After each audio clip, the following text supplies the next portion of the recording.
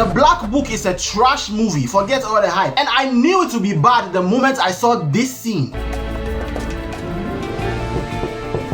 Victoria. Why? What is this? Why will you cut the scene so fast before the best part will come on screen? Look at that, he just robbed everybody of a very good experience. It's the Black Book, so let's showcase black women too, come on. Now you put that scene aside, the Black Book is the best Nollywood movie of the year, possibly of the decade. Well, second best. Kanye.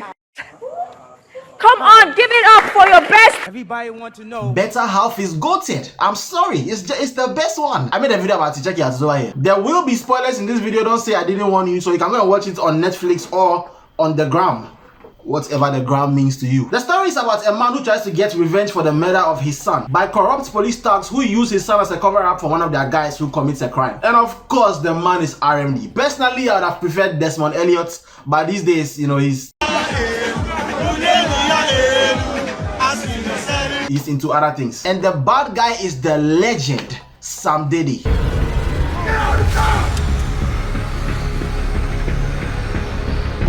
Everybody say, yeah! Oh, brethren, I'm not feeling you. I'm not feeling your energy. Say it one more time. Yeah! Again, I would have preferred Jim Ike for this role, but you never know what that guy is going to do again. When you look like that guy, I'm gonna do this for you, daddy. You're sweet. And let me just say this movie is not recommended for pregnant women or women who just had a baby. First of all, the way the baby fell down over here, if you have a baby in your stomach, they will jump, okay, because they will feel the pain. And after they kidnapped this guy and the baby, after so many gunshots, I felt like I had been shot behind the screen. Mr. Sam over here decided to live up to his facial expression as the wickedest man ever. Him or the baby?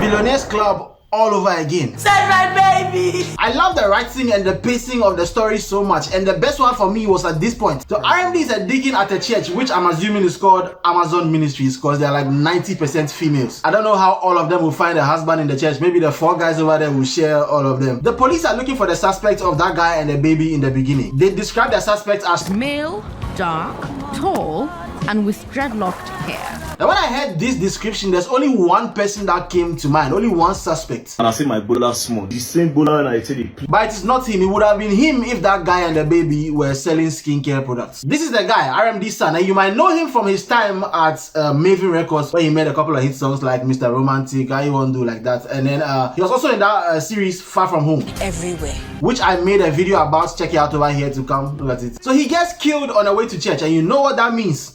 His contract is with the movie is over. Now this is where I love. He gets killed at the moment where his father is preaching about forgiveness. Una dey ask ourselves sometimes, say, God go fit forgive us for all the sins we would not commit before. And let's just say RMD did not practice what he was preaching.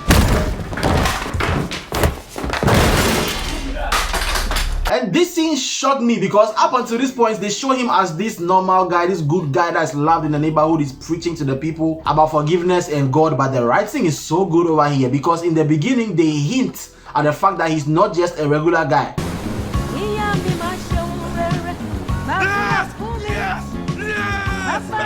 You are not a normal person if you are this age and can still hold your breath longer than this young man. You definitely have some naked weapon-like training as a young person. Time. The young are taking over. And at this point, you can already tell how they pitched the movie to Netflix. So imagine if John Wick's mom had sex with Liam Neeson's dad and the baby was miraculously Nigerian. Oh God, That's yeah, give me the money. Think about this. What if Liam Neeson was Nigerian? Something like a Liam Ikechukwu Friday. Exactly, something like that. And instead of kidnapping his daughter, they killed his son and he's not rich. I have never heard an idea like that ever in my life. Now the other side of the story comes from that beginning scene where they didn't let that talented girl shine. And it's about an investigative journalist who is played by a woman that most of you know so well from her hit single.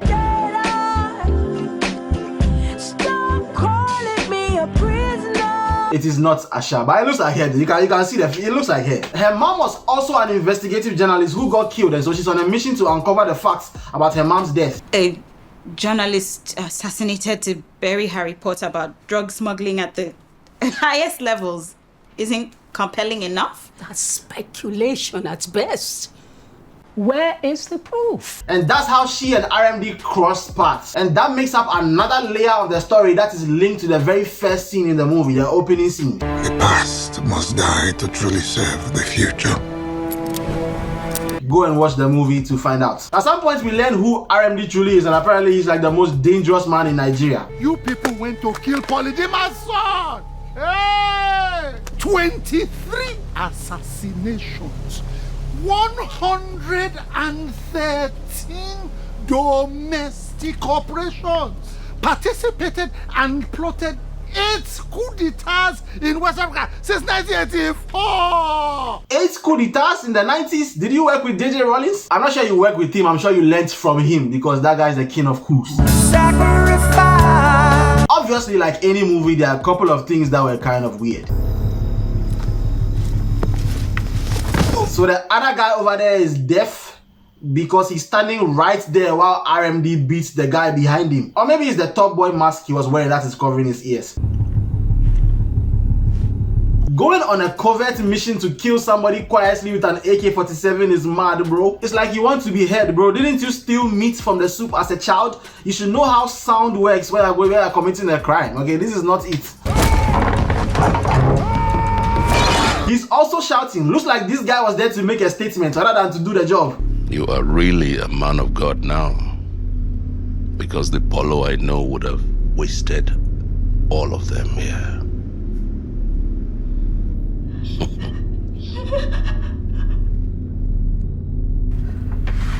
Like the girl making noise is just too obvious. Like it's one of those things again where the character makes some silly mistake to drive the story, you know. It's like that was the second thing I didn't like.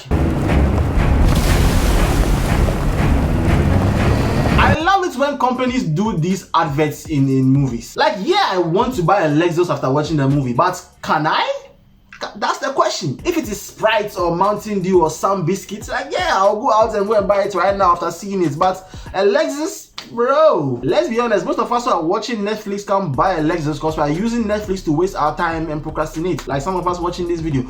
Don't stop watching the video, please. You can get your life together after this video. But maybe they are planting it into the head of the young ones who are watching so that when they grow up and they want to buy a car, they will buy a Lexus. Smart, actually smart. Another very weird thing was this guy.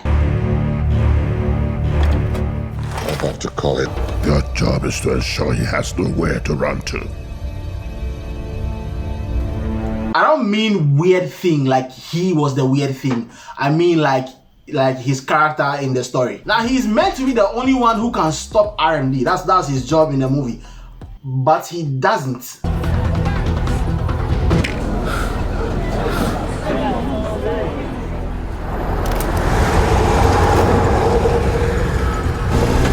And then at some point after shooting a police officer and shooting another bullet that somehow exploded in the office, I don't know what kind of bullet or gun that is, he gets killed by like a random woman. Big Daddy. And I don't know who that woman is, and I was waiting for them to explain it at the end of the movie, but they don't. So maybe that's what will be in the part 2. Who killed this guy? Wait a minute, I thought they just picked you up from the floor. So why are you lying down again in the next scene? Are you the human version of that sheep, the one that they saved from the gutter and they jump right back in? It's an editing problem. I guess they were overwhelmed themselves by the number of bullets and explosions happening. So, you know, it happens. The music is also great. The score is also great. I did have a little problem with some of the music in certain scenes. Like in some scenes where the story is dark, the music sounded kind of romantic. I don't know how to explain it.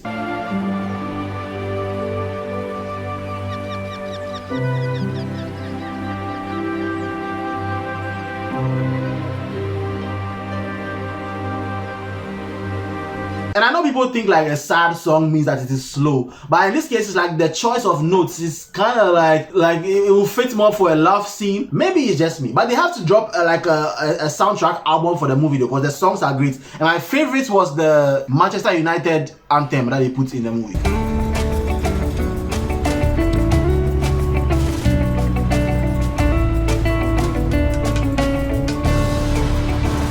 Don't tell me anything. That song is for Manchester United. The movie is great overall. The ending wasn't rushed like a lot of the Nollywood movies that we've seen. Nollywood keeps raising the bar, man. All they really need to do now is to make a superhero movie and then they will break their box office records. In the final scene, RMD asked this guy to kill himself. Me, on the other hand, I still will never ask you to like and subscribe and hit the notification bell. I will ask you to leave a comments below. Let me know what you think about the video. Let me know if you've seen the movie. Let me know if you like it. If you don't like it, let me know in the comments below. RMD really loved his son in this movie. Okay, he loved him enough to kill all those people for him, but not as much as I love you. And I will see you guys soon in another video. Sing the song. I go never ever ask you to like and subscribe, but you go share my video if you know you're feeling my vibe.